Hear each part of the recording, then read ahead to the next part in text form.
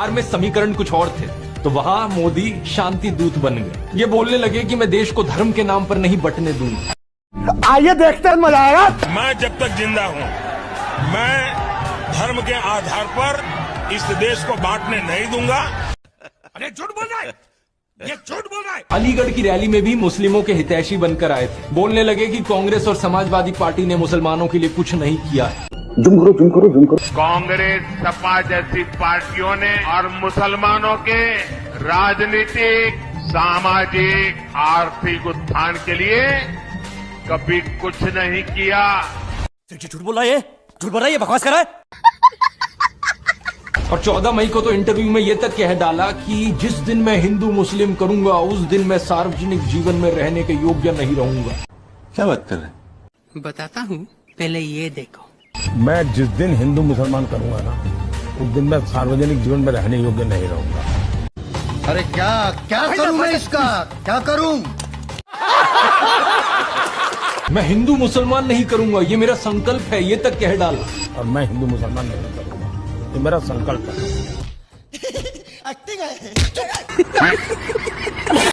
आज इस वीडियो में मोदी जी के बारे में असलियत पता चलेगी, क्योंकि मोदी जी कहते हैं कि मैंने 40 साल की उम्र में भिक्षा मांग कर खाया है।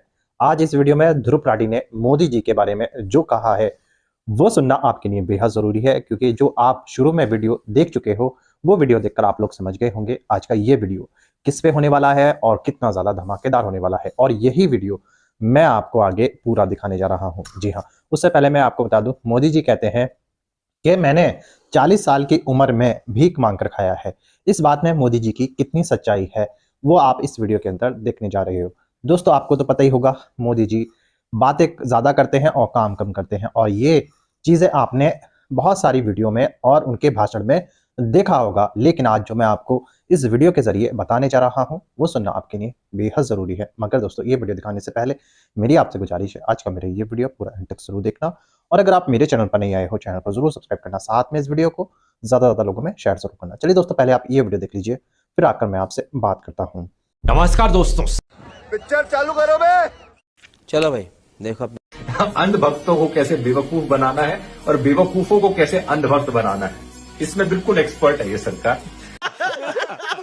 आखिर में मैं आदित्य धर से कहना चाहूंगा कि अगर तू बाज नहीं आया इस तरीके का झूठा प्रोपेगेंडा अपनी फिल्मों में डालने से, तेरी लेगेसी आगे चलकर वही होने वाली है जो हिटलर की फेवरेट फिल्म मेकर लेनी रिफेनस्टाल की थी। बात तो सही है। बाद में ये बहाने मत देना कि मैं तो बस एक आर्टिस्ट था, अपना काम कर रहा था, जो देश की हालत थी उसके अकॉर्डिंग मैं चल रहा था। और प्रधानमंत्री नरेंद्र मोदी से भी मैं एक चीज कहना चाहूंगा। जुम करो। आप आजकल बहुत मजाक उड़ाते हो नेहरू का और मनमोहन सिंह का।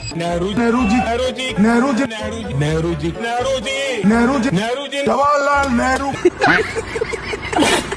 कभी खुद के अपने भाषणों में, कभी अपने पालतू न्यूज चैनल्स के जरिए, तो कभी इन प्रोपेगेंडा फिल्मों के जरिए। लेकिन आज नेहरू और मनमोहन सिंह अपने आप को डिफेंड करने के लिए जिंदा नहीं है। ये बड़ी अच्छी बात कही आप। मैं आपसे कहना चाहूंगा कि वक्त का पहिया कभी रुकता नहीं है। बात तो सही है। जो आपने यहाँ पर प्रोपेगेंडा फिल्मों का एक नया स्टैंडर्ड सेट किया है, आपके सत्ता से बाहर जाने के बाद अगर किसी ने वो बवंडर फिल्म सही में बना दी तो क्या करोगे तब? आपकी बिचारी इमेज का क्या होगा तब? मोदी की गारंटी, चारों तरफ हर जगह यही ऐड छाप रखी है।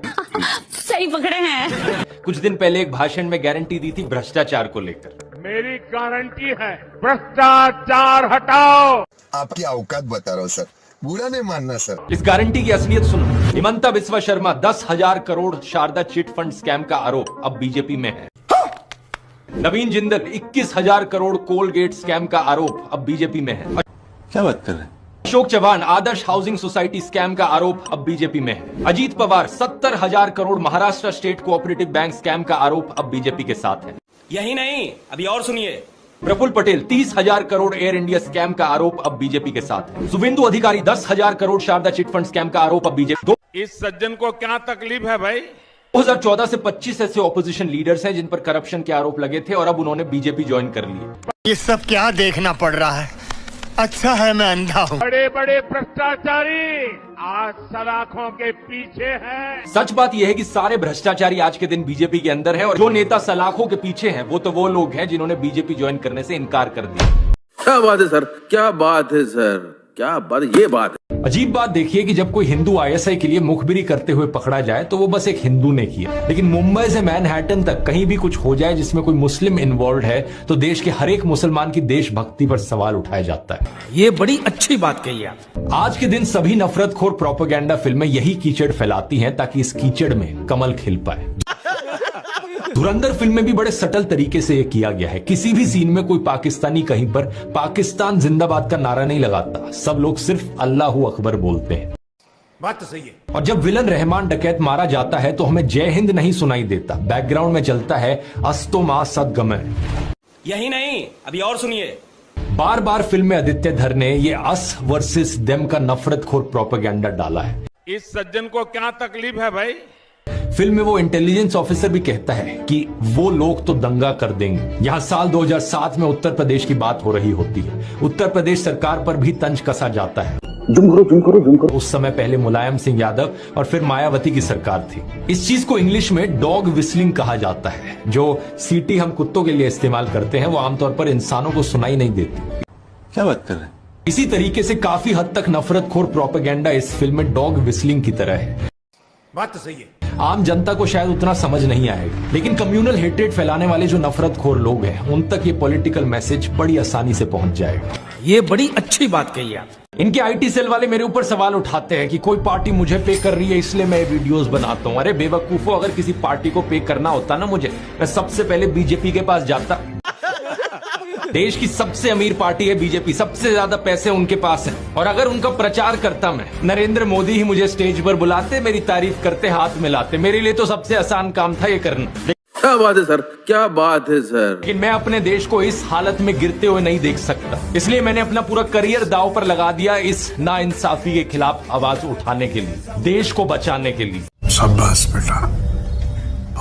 कल को अगर ये मेरा YouTube चैनल भी बंद करा देना, कम से कम मैं गर्व से कह सकूंगा कि मैं इनके जूतों में नहीं गिरा। मैं आखिरी दम तक देश के लोकतंत्र के लिए, देश के संविधान के लिए आवाज उठाता रहा। यही नहीं, अभी और सुनिए।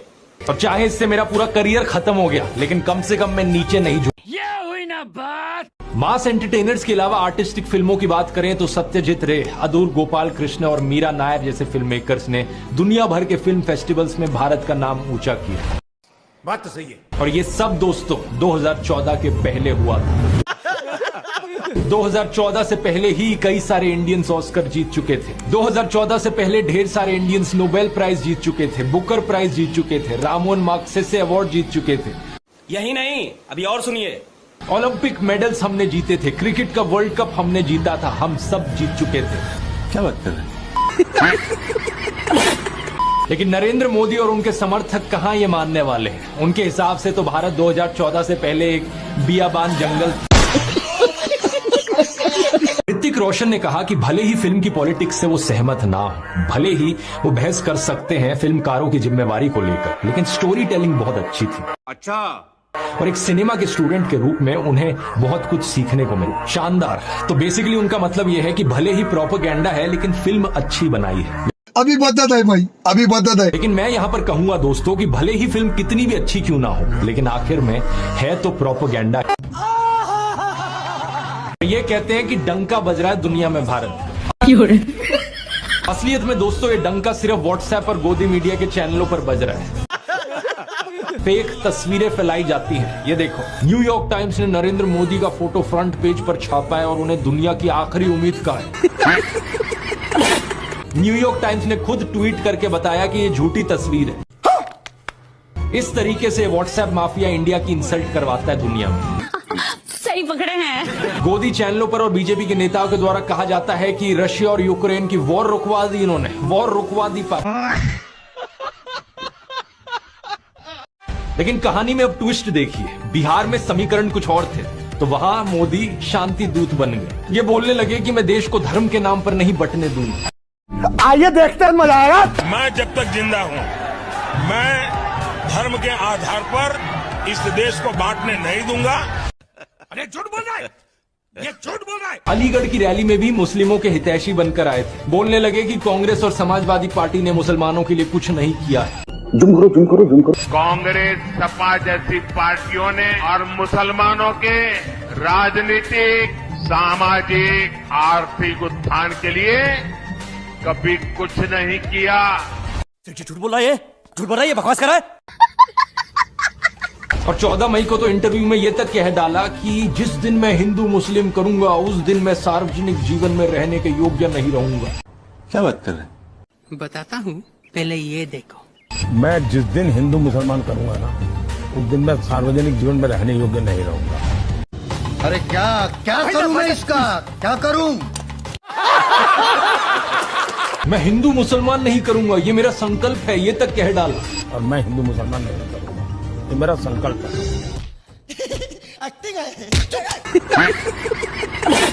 आप में से कुछ लोग ये देखकर कंफ्यूज हो रहे होंगे, यार ये कैसे हो सकता है, मोदी कॉम्युनल है या सेक्युलर है, या फिर इन्हें अब कोई स्प्लिट पर्सनैलिटी डिसऑर्डर हो गया है।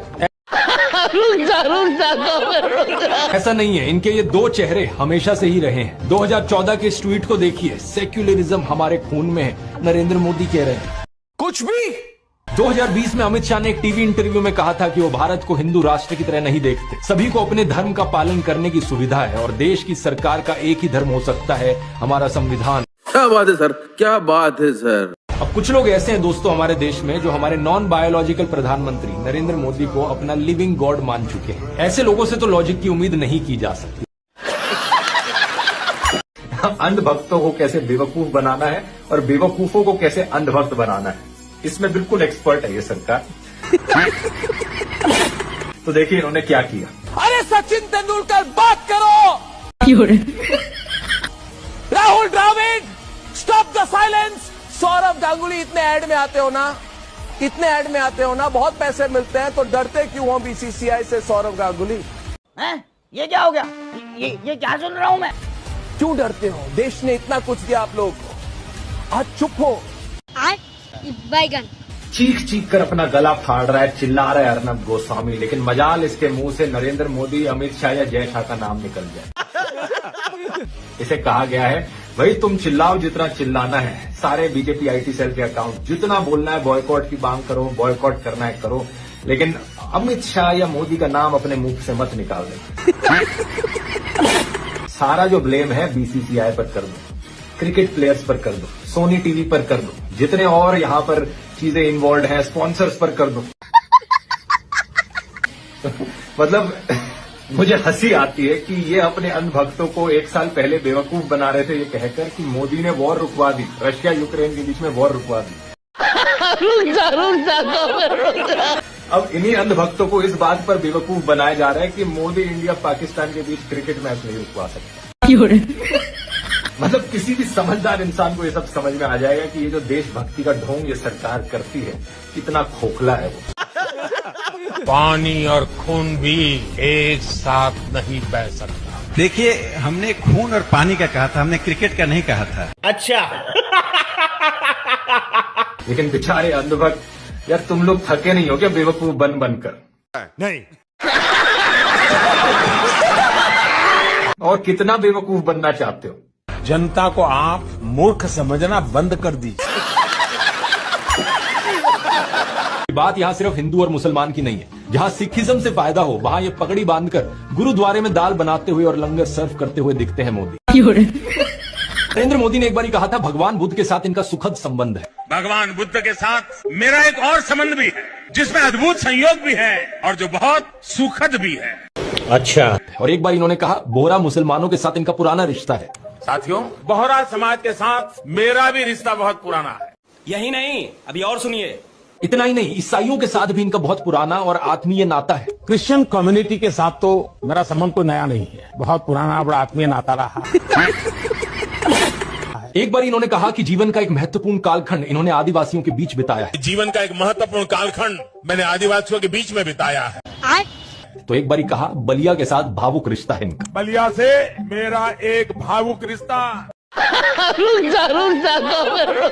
पंजाब के साथ भी इनका विशेष नाता रहा है और चीन के साथ भी इनका विशेष नाता रहा है। पंजाब के साथ मेरा विशेष नाता रहा है। चीन के साथ मेरा निजी रूप से भी एक विशेष नाता है। अरे क्या क्या करूं मैं इसका, क्या करूं? फ्रांस के साथ भी इनका पुराना नाता रहा है और यदुवंश के साथ भी इनका रिश्ता नाता है। मेरा खुद का व्यक्तिगत रूप से फ्रांस के प्रति लगाव बहुत पुराना रहा है। हम मालूम है तेरे बाप को मत सिखा। अरे यदुवंश के साथ तो हमारा रिश्ता है, हमारा नाता है। बंगाल से नाता जोड़ने के लिए इन्होंने कहा कि बचपन में ये कोलकाता की मेट्रो देखने आए थे। क्या बात कर रहे हैं? मैं बचपन में जब पहली बार कोलकाता आया तो एक आकर्षण था, जरा मैं मेट्रो देखूं। आपकी औकात बता रहा हूँ सर, बुरा नहीं मानना सर। प्रॉब्लम बस ये है कि कोलकाता मेट्रो 1984 में शुरू हुई थी, जब ये 34 साल के थे। अब बताओ दोस्तों, 34 साल का कोई बच्चा देखा है आपने? एक बार साहेब ने अपनी सुरक्षा में लगे हुए एसपीजी कमांडो को डांट दिया था, देखिए। आइए देखते हैं, मजा आएगा। प्रधानमंत्री को जेटली ने फूलों का गुलदस्ता भेंट किया, लेकिन तभी टीवी कैमरों के सामने एसपीजी के जवान आ गए। उन्होंने मोदी के हाथों से गुलदस्ता ले लिया। प्रधानमंत्री इस पर नाराज हो गए और उन्होंने एसपीजी से तत्काल कैमरों के सामने से हटने को कहा। साथ ही कमांडो से खुद से थोड़ी दूरी बनाने को भी कहा। जापान गए तो वहां एक आदमी को साइड में हटाते हुए देखे, क्योंकि वो उनके और उनके कैमरा के बीच में आ रहे थे। जूम करो, जूम करो, जूम करो।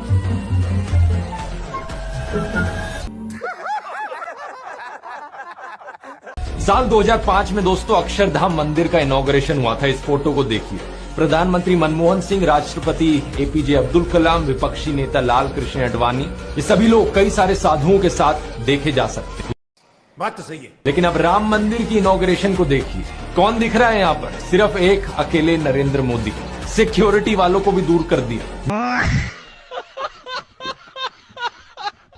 ऐसा कैसे हो सकता है कि एक पॉलिटिशियन को लेकर लोग इतने अंधे हो गए हैं? बीजेपी के टिकट पर तो कुत्ता भी खड़ा हो जाए, हम जिता। ये सच है, अगर कुत्ता भी आएगा उसको भी जिताएंगे। ये तो फिर अंधविश्वास नहीं, भक्त हैं, अंधविश्वास नहीं है, हम भक्त हैं। नरेंद्र मोदी के बचपन की ये फोटो देखिए। वे 1950 यानी 1950 में पैदा हुए थे। क्या उस समय किसी गरीब परिवार में पैदा हुए बच्चे के पास ऐसे कपड़े होंगे? उसमें मैं खुद 1994 में एक मिडिल क्लास फैमिली में पैदा हुआ हूँ, लेकिन मेरी तो बचपन की ऐसी कोई फोटो नहीं मिलेगी आपको जिसमें मैंने कोई सूट पहन रखा। इंडिया टुडे ने इनकी पुराने घर की एक फोटो पब्लिश करी थी, स्क्रीन पर देखिए। बहुत बड़ा घर नहीं है, लेकिन क्या आपको ये 1950s के किसी बहुत गरीब परिवार का घर दिखता है? मार्च में आई इस रिपोर्ट को देखिए। भारत में इनकम इनइक्वालिटी 100 साल में सबसे ज्यादा हो गई है। इतनी बुरी हालत अंग्रेजों के जमाने में भी नहीं होती। याद रखिए दोस्तों, जब नौखाली में दंगे हुए थे, वहाँ हिंदुओं को बचाने के लिए महात्मा गांधी गए थे, गोडसे नहीं गया था।